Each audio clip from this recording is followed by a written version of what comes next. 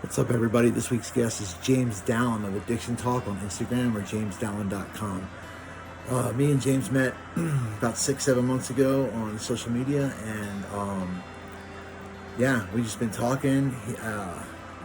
He's been super helpful in sharing ideas and giving me information and helping me promote my page. He's been a super cool friend, and we've done some Instagram lives and chatted a few times. But yeah, I think you're really going to enjoy this conversation. James goes into high schools and middle schools and does drug and alcohol prevention and awareness. He's doing big things out there. He's educating those who need it the most, our kids, you know what I'm saying? So yeah, without further ado, here's James. We had such a good time. Enjoy the episode. Hey everyone, I'm Rex. And I'm Reina.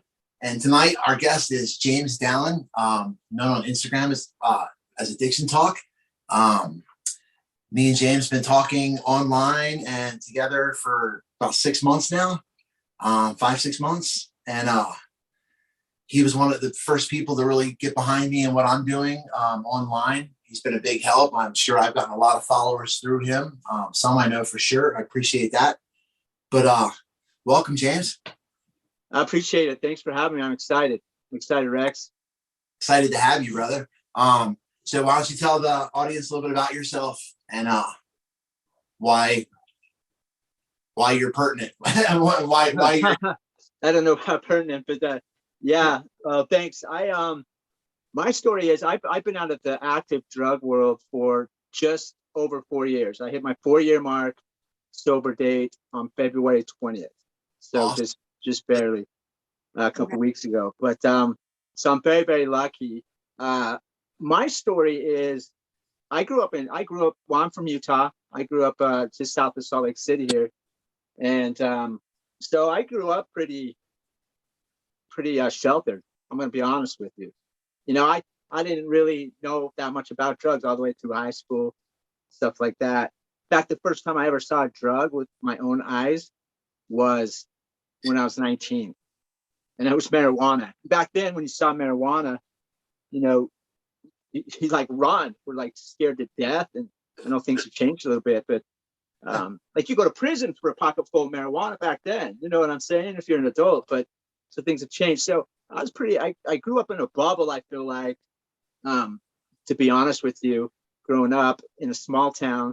And I just didn't see drugs. I didn't worry about it. I just was never tempted with it. It was never in front of me. So my story's a little bit different. I went 3 decades without ever touching anything. I had no alcohol. I haven't never sipped alcohol, smoke, pot, nothing. So, you know, with that said, because of that, I became a little bit arrogant. What I mean by that is I felt like I was above becoming addicted to a drug. Right, I made it 3 decades. I've said no for 3 decades. And so my thinking at this point is like people that do drugs or drink alcohol are people that are lower than me. I was an arrogant punk for thinking that, and that they didn't have morals, they didn't have goals, they didn't have ambition, they didn't have, you know, they're kind of like the dirty people downtown. And that was just such arrogant, false thinking on my part. And I know that now. I learned it the hard way, but I learned that now, that I was just absolutely wrong on that. So because of that, what I had going on is I had a couple businesses at that point, and I lost them. It was a real estate brokerage, and I had a catering company, and I lost them. Was the market just flattened out as far as house sales go? So nobody was selling houses, so I lost my company. And that was the greatest accomplishment up to date for me, to open up that company. For many reasons. There's many reasons why that is. But just to make a long story short, it was a miracle. I was so proud of myself to get this company. Like I did it. And to lose that 2 years after I opened it, it was a devastation to me. And so it was in that moment where I gave up. Now, I always say, you know, everybody says have a plan A, B, C. You know, what are you going to do if certain things happen in life? Well, I was 3 decades old, so nothing's going to happen as far as drugs and alcohol go wrong. I wasn't ready. I think you need to have plan A, B, C, D, E, F, G, H, I, J, K. I mean, go on. And you really have to plan it out, and you have to think about it, and never think that you're above it, Right. because that's when it starts getting dangerous. You know, just because I made it 3 decades doesn't mean that they can't come and get me. So businesses went out. That's when I tried my first beer. You know, that's when I tried my first beer. I was at a friend's house. I was down. I was thinking the world is going to end, and I was cool with it. I was cool with it ending. That's how bad it was. It's like a depression I didn't even know existed in this world. Really. You know, I never felt this way before. So I took the beer, and I was amazed. Like all of a sudden, I understood. You know, I had 3 beers, and I started to understand why people would do that. You know, I understood it. I understood. So that's kind of what started it.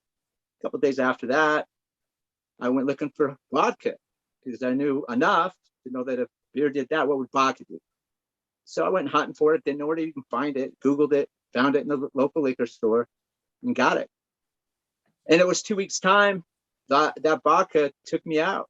It took me out. I was an alcoholic within 2 weeks. I never came off that alcohol.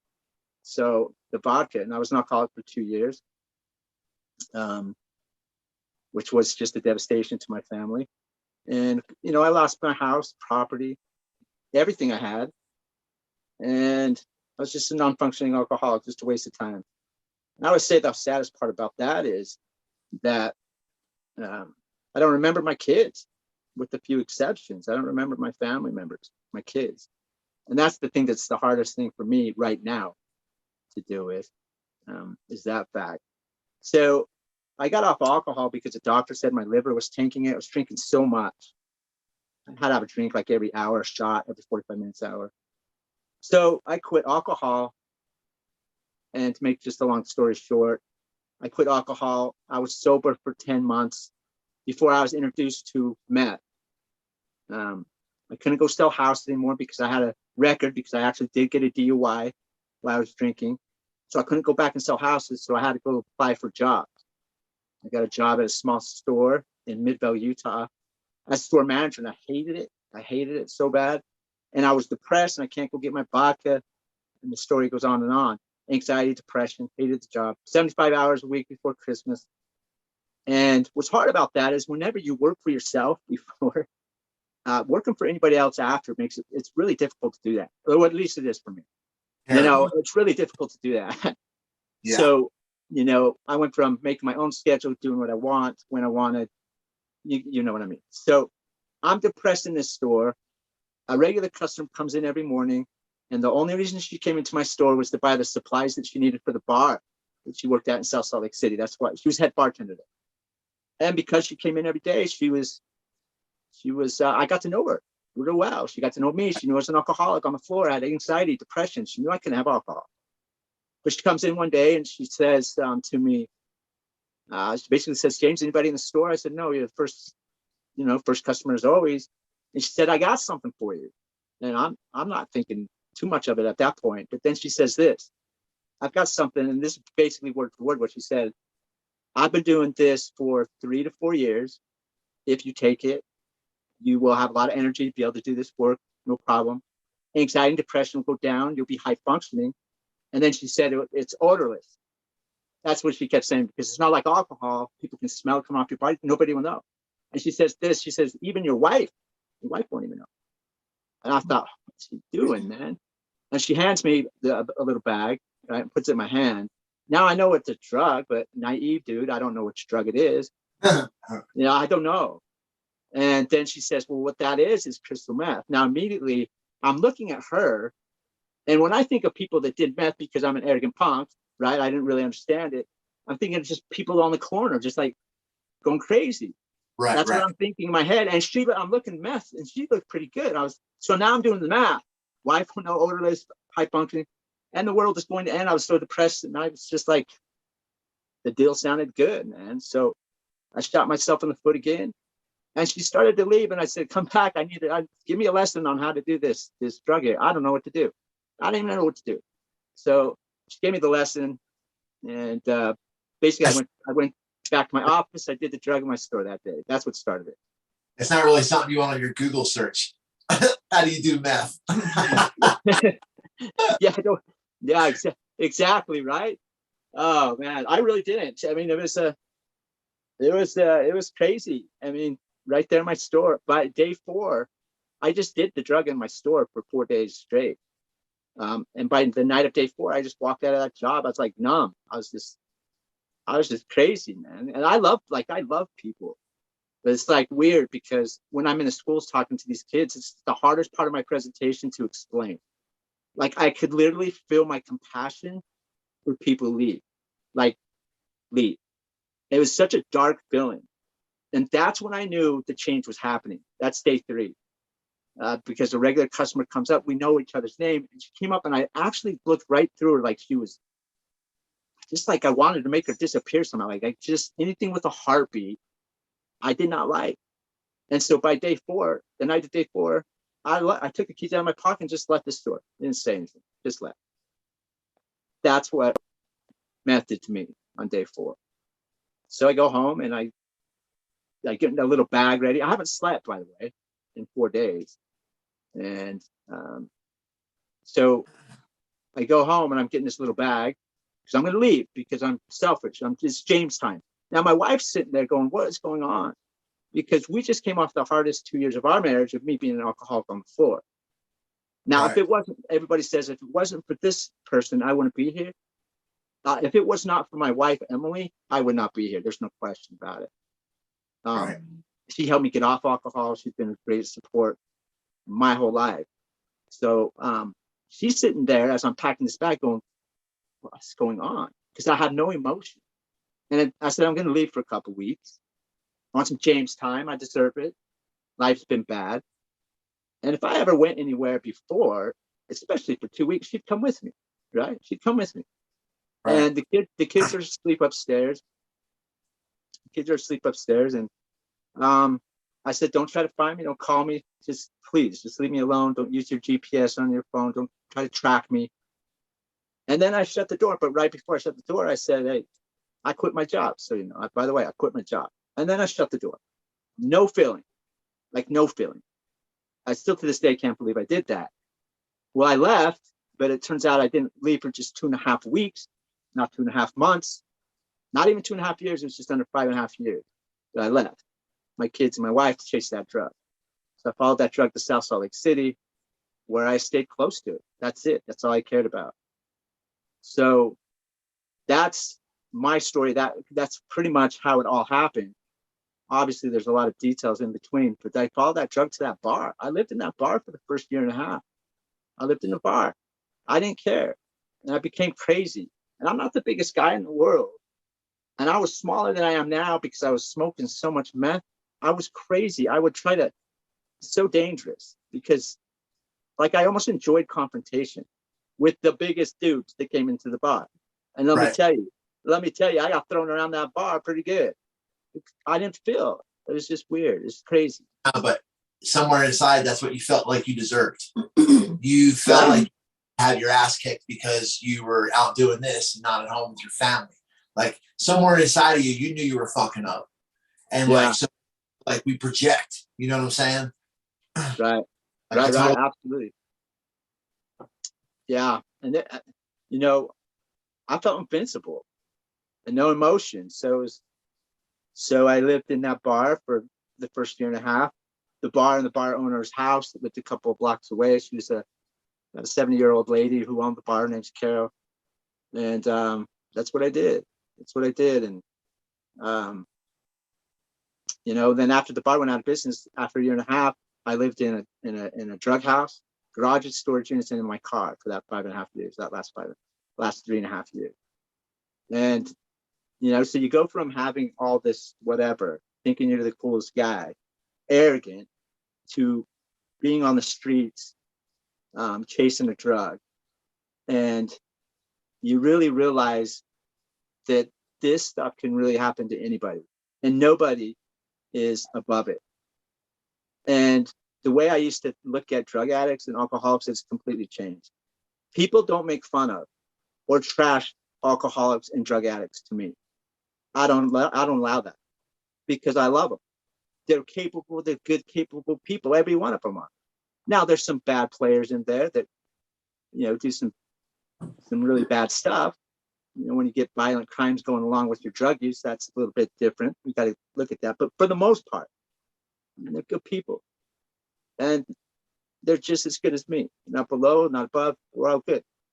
So I really feel a connection to that those people on the streets. I feel for them. And I know what it's like now, firsthand. So I was humbled. So to put a long story short, 5.5 years, on year 5.5, I was basically just staying in my car. I was just staying in my car. I was withering away. It was like 110 pounds. And I just sit there and cry. I'd come low off the drug. When it came low, it started to fill, and I hated that. When that happened, I just started crying. I didn't know how to get out of it. I wanted to get out of it. I literally parked myself in emergency room parking lots and like praying that I would just somehow be able to get out of it. And I parked there because it's like a sense of comfort for some reason to me. And then also I blended in 24 hours. I wasn't standing out because I was in an emergency room parking lot. Nobody would be suspicious of me sitting there. But so I got arrested right after that, and then in a drug deal. And that's what got the wheels rolling as far as me coming out of the drug world. That's the short story. So there's a lot of stuff in between there. But the thing is, when I say I got busted in a drug deal, that's what got the wheel. It wasn't the drug deal got the wheels turning, but it was because I wanted it that I was able to quit. It was because I wanted it. I don't know how people that go to jail or prison for drugs, and I got bailed out after 12 hours, very lucky. But these people that are addicted to the heroines and to the other stuff, and they go to jail and they're just there. And I have a real big issue with that. And then also, where do they go when they come out? A lot of these people, they don't have anywhere to go. I was lucky I had somewhere to go. Where do they go? A lot of times it's family. When I lived in the drug house, that's a family business. They get busted, they go back to so it's and everybody's situation is different. So I'm talking a lot here. Hopefully I'm staying on track, but I just have a different perspective, and that's what I'm doing now is I'm trying to spread that message to these kids that this stuff doesn't just happen in middle school or high school. It certainly does. And statistically, that's where it's going to happen, most likely if it does. The older you get, the less likely that you will use. But that's not the case 100%. It can happen at any point in time, and you've got to be ready. You got to be ready, because I believe everyone will be presented with that, especially today. Today. I have a buddy that so to touch on something that you said, like I'm one of those people. Like, I came to Colorado in Christmas Eve '93. By November of '96, I was sentenced to my first prison term. And it's funny because in the beginning, it was a catalyst for change. I got to the Department of Corrections and I changed my life completely. I went by all the rules. I stopped breaking rules. I stopped doing drugs. I did everything I was supposed to do.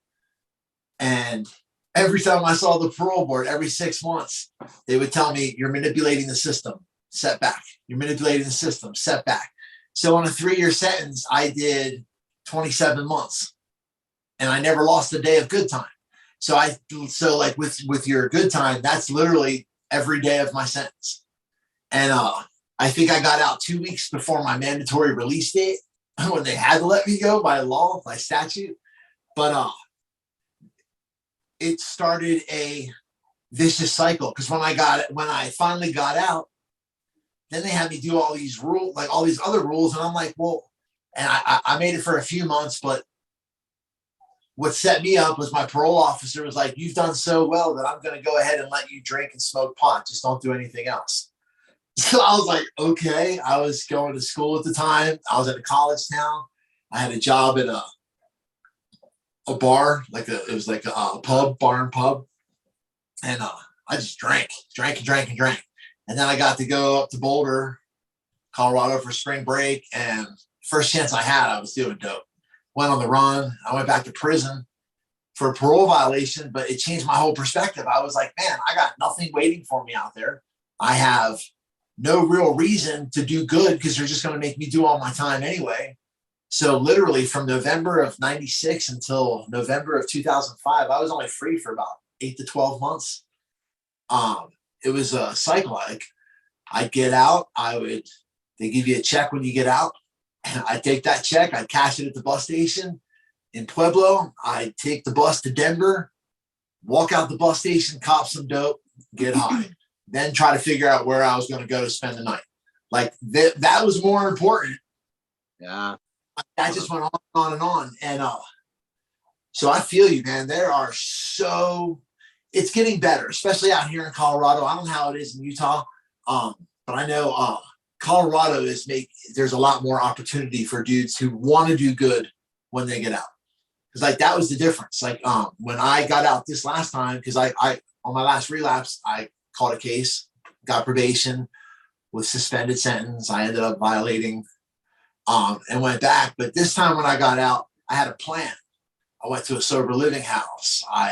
You know what I'm saying? Like I had already had support waiting for me when I got out. You know what I mean? So like, I like what you said. It wasn't just the arrest.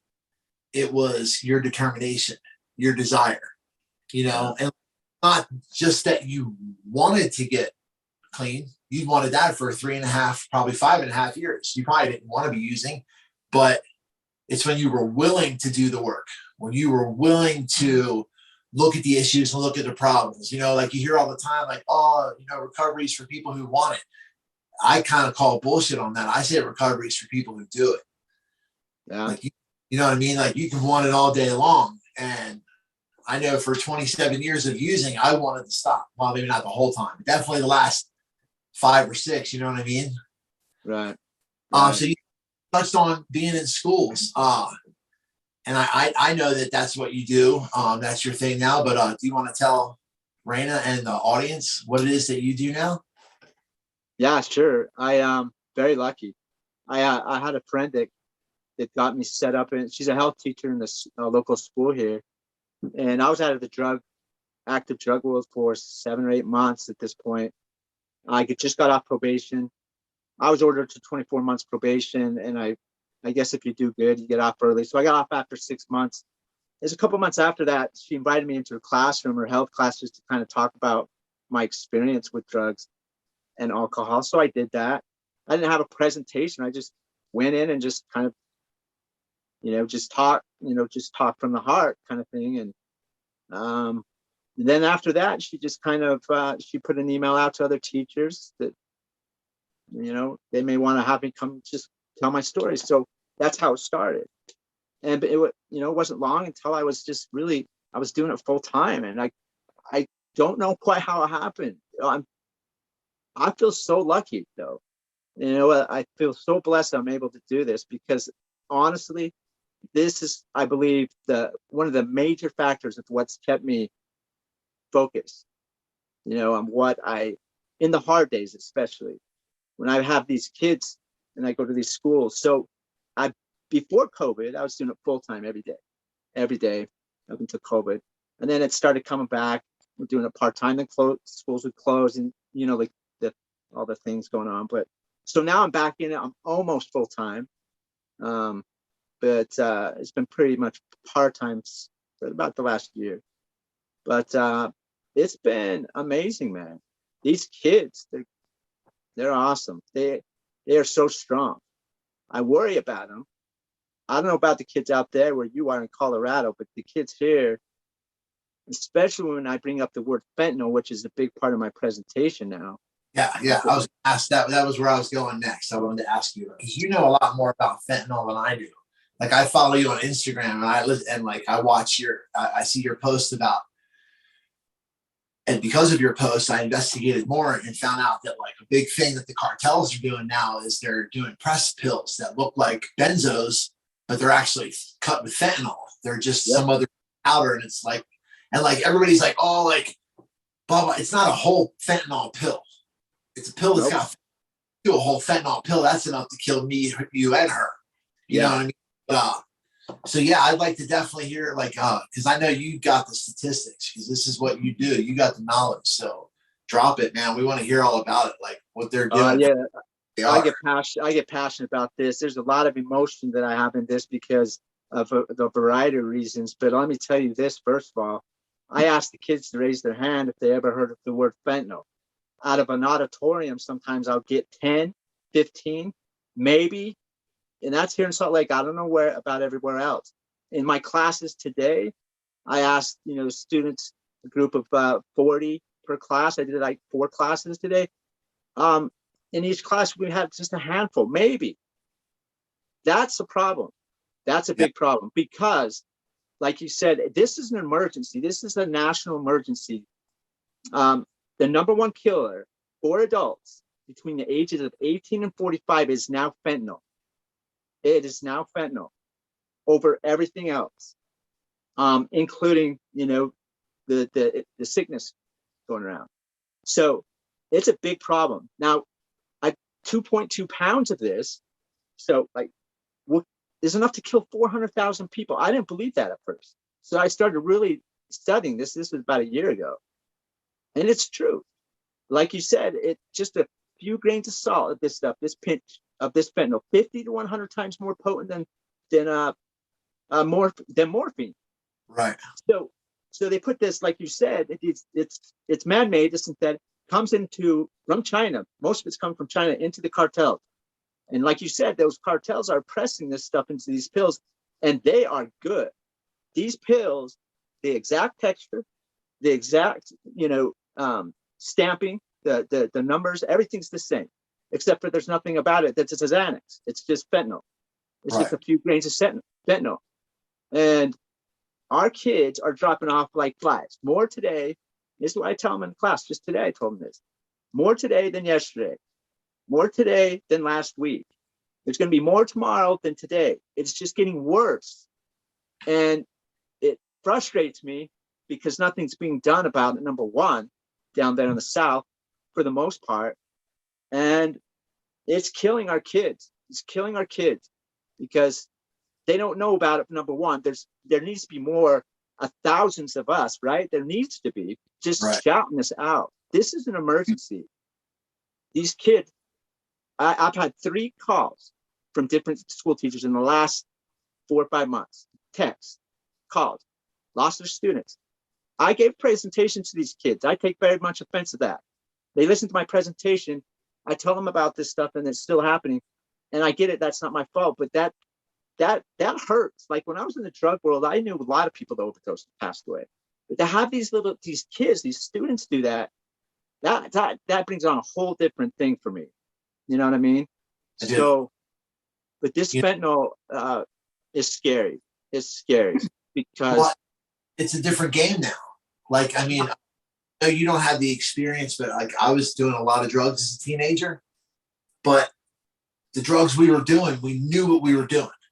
When we were doing coke at a party, we were doing coke. If we were lucky, if anything, it was baking soda or some other kind of cut, baby laxatives, keep you numb. Right. We weren't worried about the cut killing us. Like even when I was doing heroin, like every once in a while, I remember, God, it had to be like 1989, 1990, because it was before I quit my senior year in high school, or my last year in high school. I wasn't doing heroin. I remember in South Philly and in, I think it was Manhattan, junkies started dropping. And like, here's the thing about junkies, like to me, junkie is a heroin addict. To me, dope is heroin, because I've been doing it for so long that's what it used to be. So the thing about really hardcore heroin addicts, if people start dying in a certain neighborhood that sells a certain kind of drug, especially where I'm from, back east, they were little wax spindles, and they would all, and each like drug dude what I don't want to say kingpin, but like each big dude who was the one packaging and his brand, they would have a stamp on it. Like I remember back in the day, there used to be like AT&T, MCI, Super God, and then there's like all these different things. But I remember it was like 89, 90. I was like 15, 16 years old. There was this one called Tango Cash, and it killed in 2 states. It killed like 4,000 people in like, and it was because someone had cut it with fentanyl. Wow. And yeah, it was like such an unheard of drug back then. Like you heard about it, like cancer patients had suckers, like fentanyl suckers. You know what I'm saying? They had the patches, the time release patch, but it wasn't something that like you thought of as like a recreational drug. So like now the game's loaded. You know, we have adult children who we're fortunate here in Colorado. You can just go to this place called Northern Colorado Health Network, and they give overdose kits and fentanyl testing kits. Like we're not promoting that our kids do drugs, but we're not. We understand they go to parties. They're in their 20s. They're in their teens. It's around. We give them to them. So if somebody does bust it out, it's like, hey, throw a couple grains in this tester and see what you're doing. Test it before you just do see it. what color it Don't is. die for it. It's not going to be enough to even take away from your high. You know what I mean? Yep. Like if somebody, you know, like with naloxone, however you pronounce it, the stuff that prevents opioid overdose. Yeah. Hey, if somebody's falling out, hit them with it. Because the reality is, if they're not overdosing from opiates, it's like shooting up saline. It's not going to do anything. Yeah, it's not going to We've had doctors tell us you can do it over and over and over and over and over. Hurt you. So like, the reality is we live in an alcohol culture, a drug culture, a rape culture. Like these are things that you can't get away from. So you have to educate your children, you know, and this is why I love what you're doing. Because you're in the trenches, man. You're in there telling these kids what they need to hear. And like, man, I remember when I was a teenager and they came in, I remember this used to be this one guy, he was an ex-New York cop. His name was David Toma. And he was hardcore, man. He talked about like finding like babies in microwaves from people who'd been smoking crack and like, you know what I'm saying? Things like that. And I used to think like, oh yeah, whatever, you know, you're so full of shit. That shit ain't real. And then I went and lived it. You know, like I've been in shooting galleries in Philadelphia where I'm pretty sure the person next to me just overdosed. So I just grabbed whatever bags of dope he had left and moved to another spot in the room. You know, I'm not proud of this, but these are things that happen. You know what I mean? And these are things that society doesn't want to look at, especially like our education system, our political system. You know, it's funny, like, now we got this whole thing where they're giving out clean drug using kits and stuff. And it's a whole big stink between Republicans and Democrats. And I'm like, why don't we take that money and put it into education and treatment? You know what I'm saying? If you're putting $60 million in making sure that crackheads are not burning their lips or getting diseases on the pipe, you know what I'm saying? Like, why don't we put that money into detoxes and treatment and safe sex kits or overdose kits or test kits, things like that of this nature, or putting more money into schools' budgets for having professionals like you in, or individuals like me, people who can go in and be like, hey man, we've been there. We're not fucking around. This ain't a joke. This is not something that we can ignore. Like I like to prep for the shows. So I was looking at the DEA website a little bit earlier today, and between April 2020 and April 2021, 100,000 overdoses. And they say, I looked at this graph. I think I found it on an article. I'll actually link the article in the show notes. It's an amazing article about fentanyl. But it shows drug overdoses from like 1980 until 2019. And each drug class has a color. Like heroin, opiates, regular, like legit opiates that come from poppy, not synthetic, was like one color. And then cocaine was another color. Methamphetamines was another color. Prescription drugs are synthetic opiates, were in light blue, and bath salts, research chemical methamphetamines, not crystal methamphetamine, but these different molecular things that they're selling as meth now, the shit that you were probably doing. Yep. There's a spike in like 2017, 2018. It just shoots up. And then in 2018, 2019, where all the other drugs stayed the same. There's not more heroin overdoses. There are not more cocaine or alcohol deaths. These are, like you said, fentanyl and this fake ass meth that's coming out of China. And like the DEA saying that like the reason that fentanyl is taken off is because before, to ship kilos of opium, you had to have bricks and hide it. It was like a hard smuggling thing. Now they're taking this fentanyl and they're turning it into Our Lady of Guadalupe statues or t-shirt that they just throw it in a solvent, bam, and it breaks it down, you dehydrate it, now you've got crystalline fentanyl. And it's like, holy shit, it's like, how do you combat against that if you're the Drug Enforcement Administration or your customs? There's no way. So we're not going to stop the drugs from coming in. What we have to do is what you're doing. We have to educate the kids and what I'm doing and provide treatment for those who are trying to get over their shit. We got to meet in the middle and spend that money instead of clean crack pipes, put it into schools so that they can educate the kids so that they don't need the fucking clean crack pipe kids. Right. I agree 100%, man, on everything you said. Education is huge. You know, the thing that I try to do is to make an impact on these kids. And I learned this real quick. If you don't know the latest like TikTok dance or challenge, like I don't, then it's really hard to keep their attention the whole time. But what's worked is to just keep it so real that everything that I say, I put a picture up above behind me, a real picture of me in the world, where I live, the drug, what it looks like, consequences, my mugshots, all of it. You know, I put it in there. And it's so important that we keep this front and center with these kids and create the reality, you know, have them understand what the reality is and see it for for themselves, what can happen. But this fentanyl, like you said, has changed the game, because even when I was in the drug world 4 years ago, this wasn't a deal. This wasn't a big deal. You know, it's scary. It's scary. And not enough people are talking about it, and not enough's being done. So I believe it's a national emergency. I do. I think it is. And until we treat it as such, like you just said, you mentioned, I don't know how we get ahead of it. But what we can do is just continue to just speak out as much as possible. That's about what we can do. Just education, you know. It just amazes me that, you know, like, and I'm not going to go into too much detail because I don't want to get shadow banned.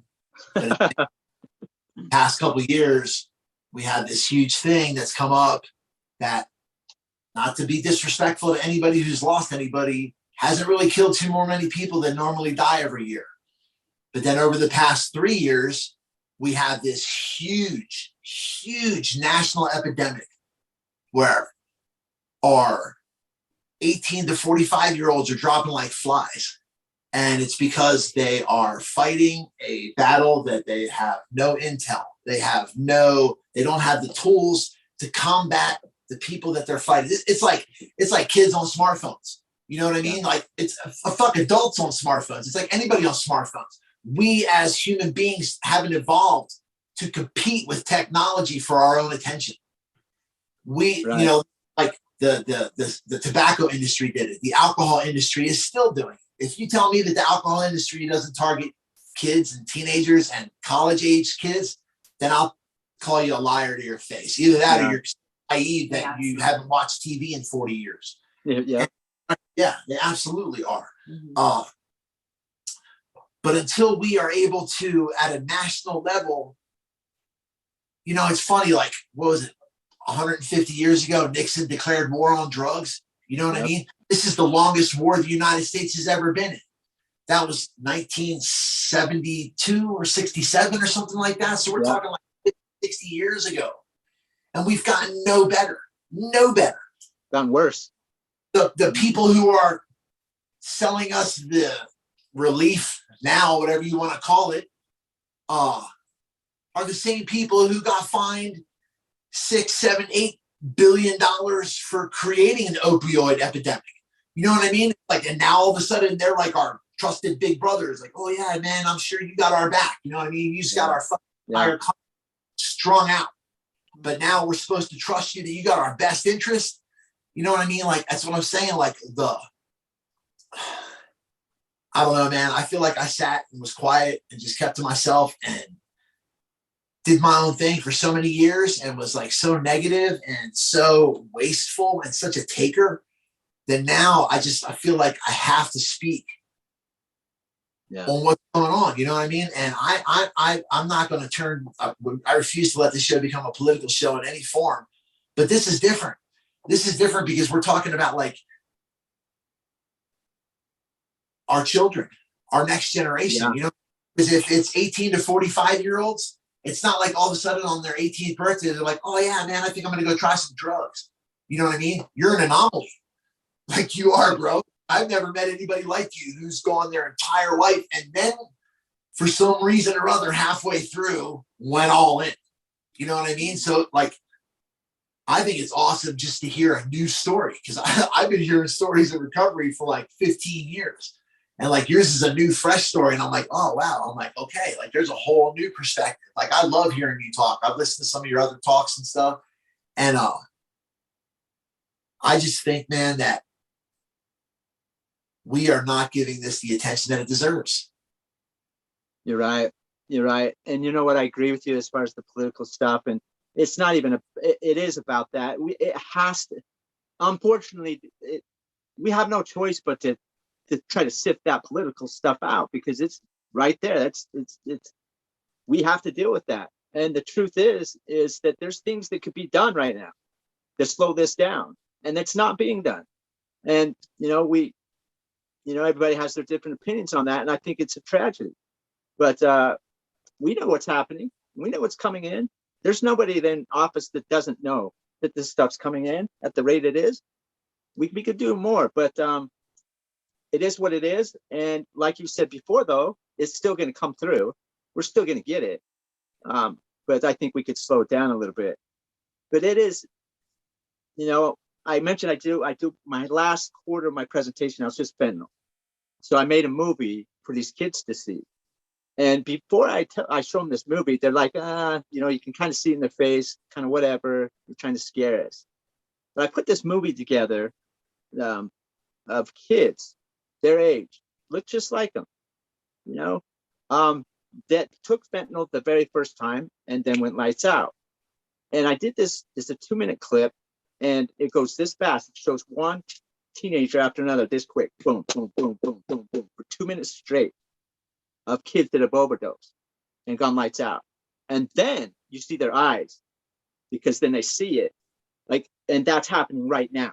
This isn't 2 years ago or 3. This is right now today. And it's just easy to find on Google.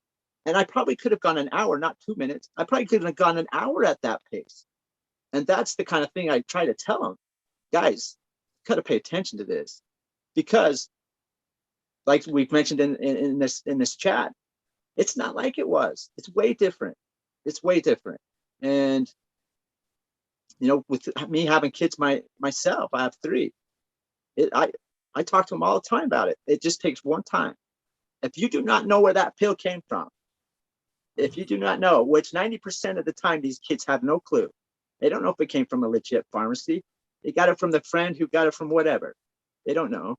You're taking your life into your hands right there. I mean, just on one.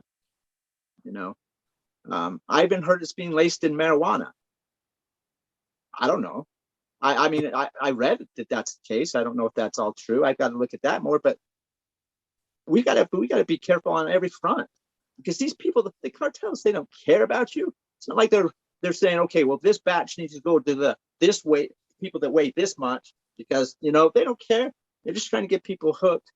They're just trying to get people hooked on it and get that repeat business. But in the meantime, if your body's not expecting, or you're used to getting a Xanax and you've got nothing but a fentanyl in there that's 50 to 100 times more potent than morphine, you're going lights out, most likely.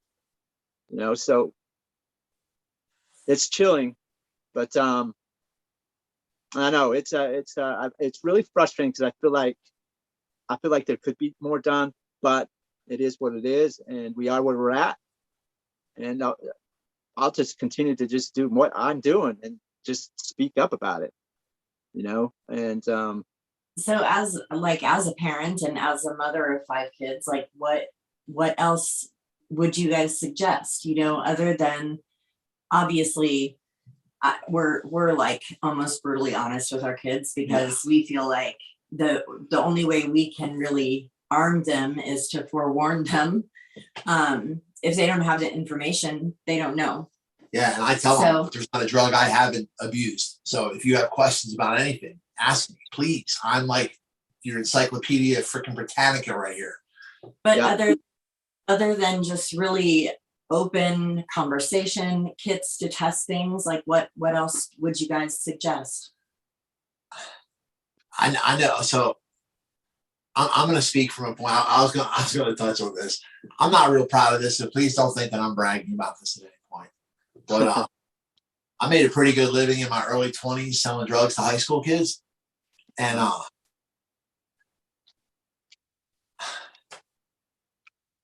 I had rules until I didn't.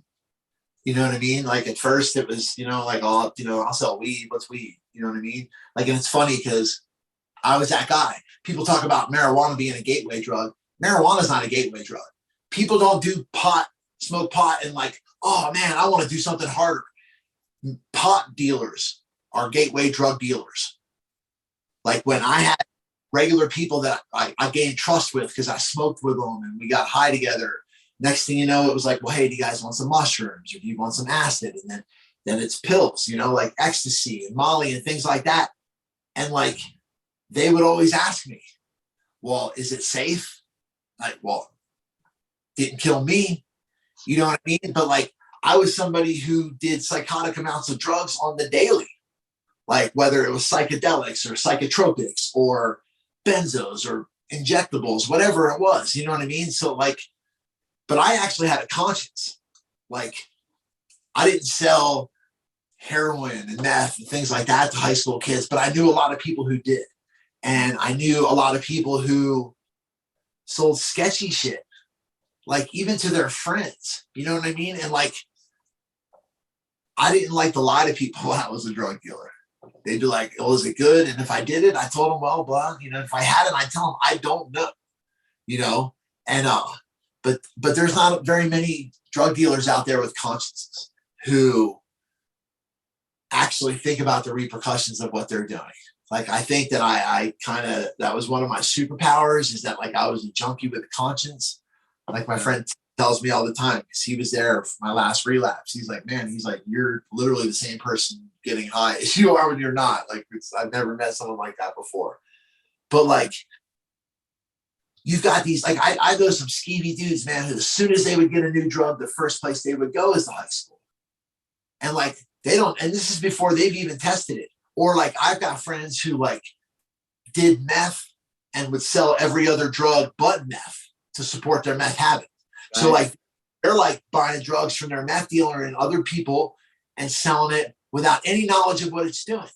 So like, if that's going on, and this was 25 years ago, you know what I mean? Like when I was doing that 27 years ago, like, I can't imagine like too much has changed. And like now, like if you get a pill that has like B109 or whatever the pill thing is, right, for that pill. So you go on drug.com or whatever it is where these kids go, like that's the thing that fascinated me on my last relapse, because it was my first relapse with smartphones.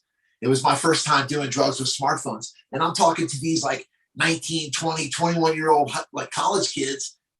And they're like doctors with their knowledge of what these pills and stuff are doing.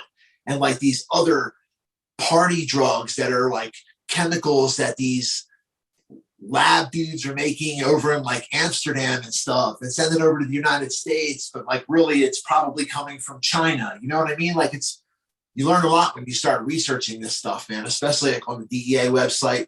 There's have you seen that PBS special where they're actually in the field out in the herd of cattle with the Mexican cartel dudes who are cooking the, I forget what they call it. They got a name for it, but it's like, they're cooking up the heroin and they're telling them, the reporters, that yeah, we don't use opium anymore. It's too much money. Now we can just use this tiny little bit and it gets so much more and it's so much more addictive. They're like, they're not even lying. They're like, the cartel was like, yeah, come on, sure, tell them.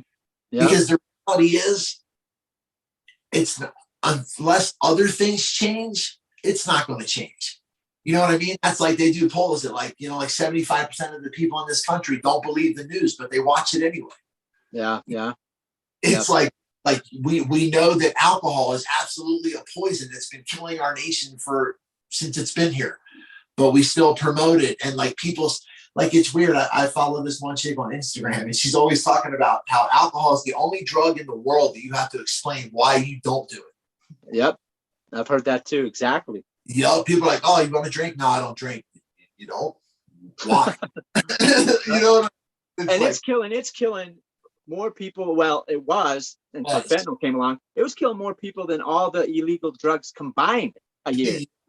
The alcohol, it was killing me. It was killing me in 2 years. Meth, I went on for 5.5. It was killing me. Meth was, but slowly. Alcohol is a totally illegal drug. It's a legal drug. Yeah. Yes. And it's a drug that wants to see you dead and is happy to see you miserable. I mean, so is sugar. That's a whole nother issue. Yeah. That's right. That's right. That's another episode or two. Yeah. That's absolutely right. Yeah.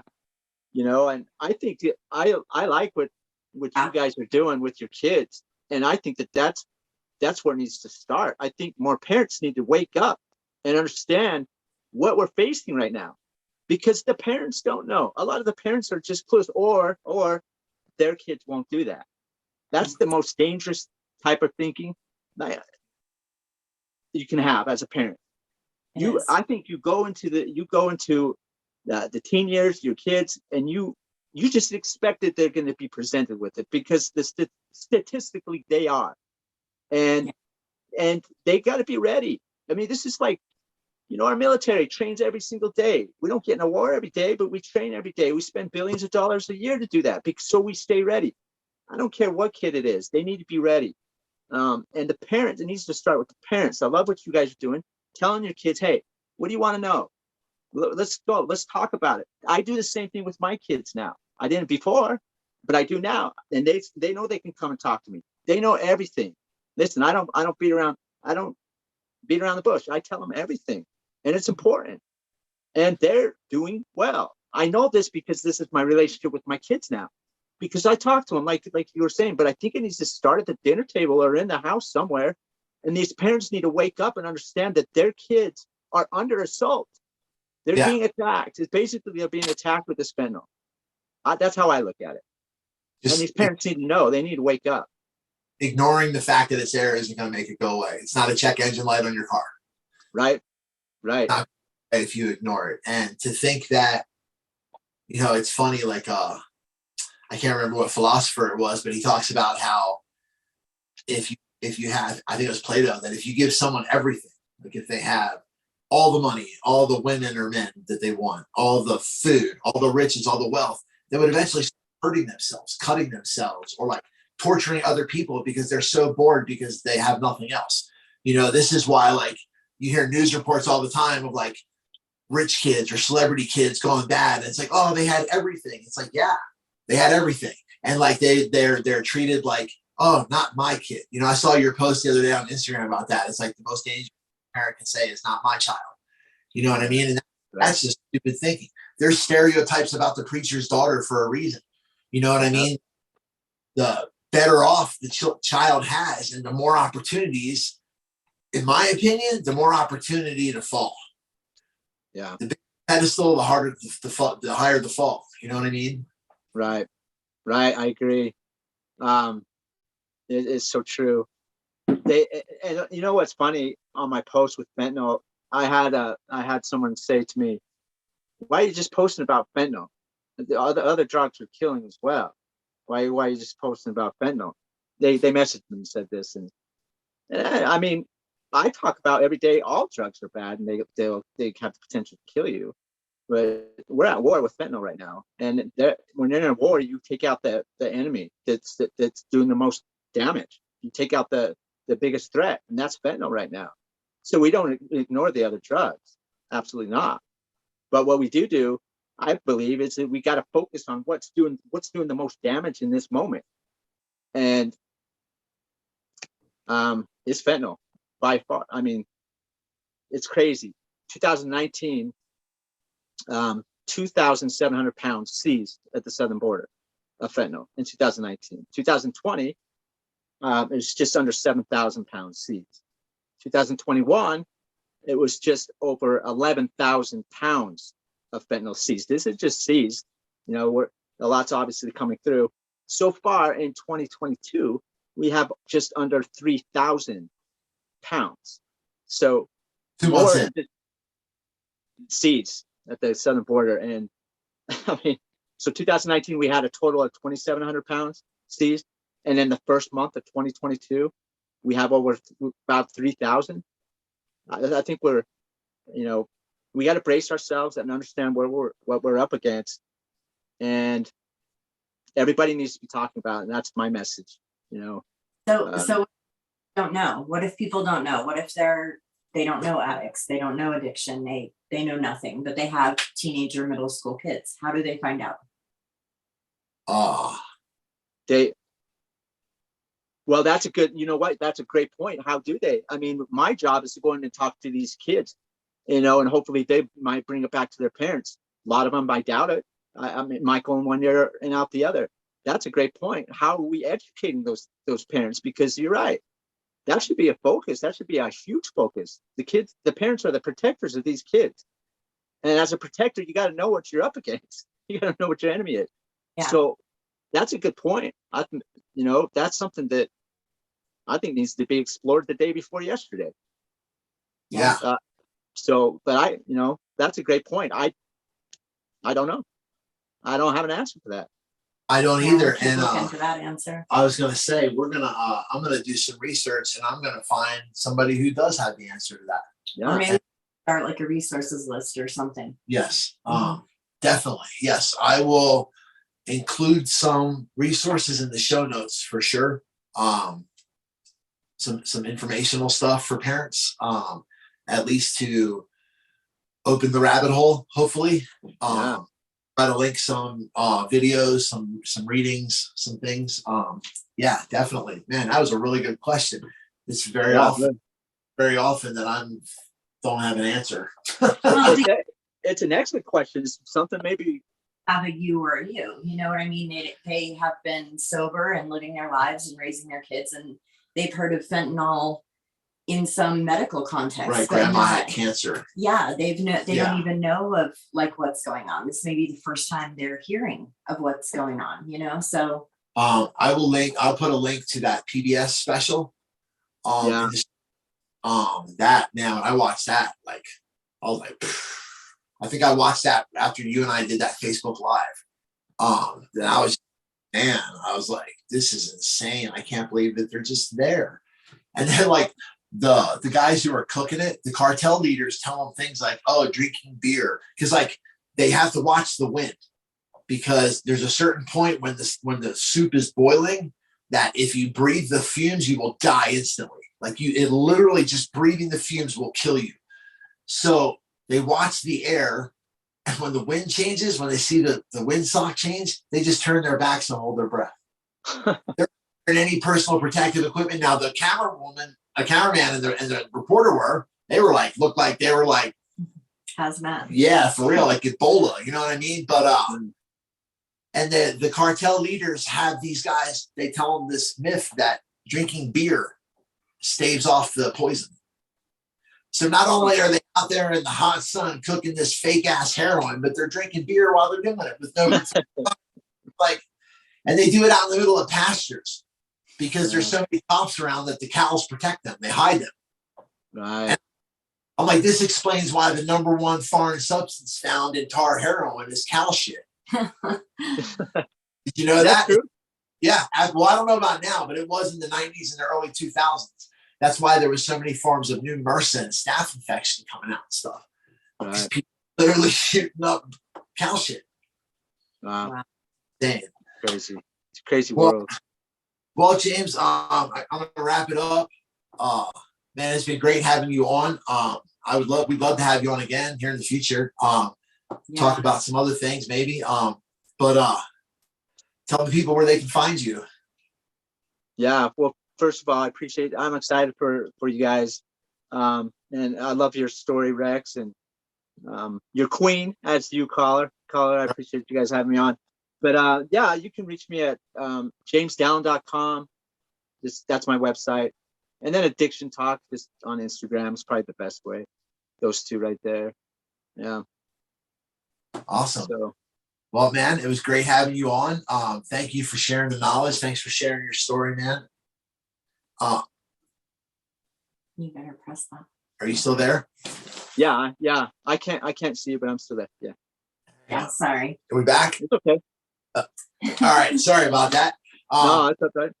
Yeah, it was great having you on. Great hearing your story. I'm sure we'll talk again in the future. We'll definitely keep in touch off the camera. But yeah, wish you the well, I best of luck. appreciate it.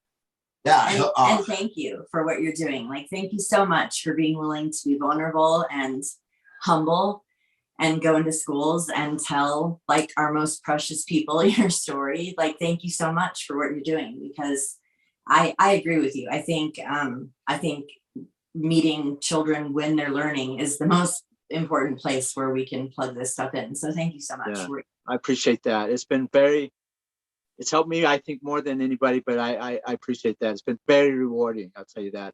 So I appreciate that. Yeah. No worries. Well, brother, you be well and have a good night. Sorry to take up your evening and take you away from your. We all appreciate it. We'll talk to you later. Okay, sounds good. Thanks for having me, guys. I appreciate it. All right. Bye-bye. Namaste. All right. You too. Hey, everybody. Thanks for joining us. Hope you enjoyed the episode. Hope you enjoyed the show. Just want to say, if you or anyone you know is in need of help, please feel free to contact us at nolovepodcast.com or follow any of the links in the show notes. There is help. You're not alone. There is hope. If I can do it, anybody can do it. All you have to do is pick up the phone or click that link. Namaste.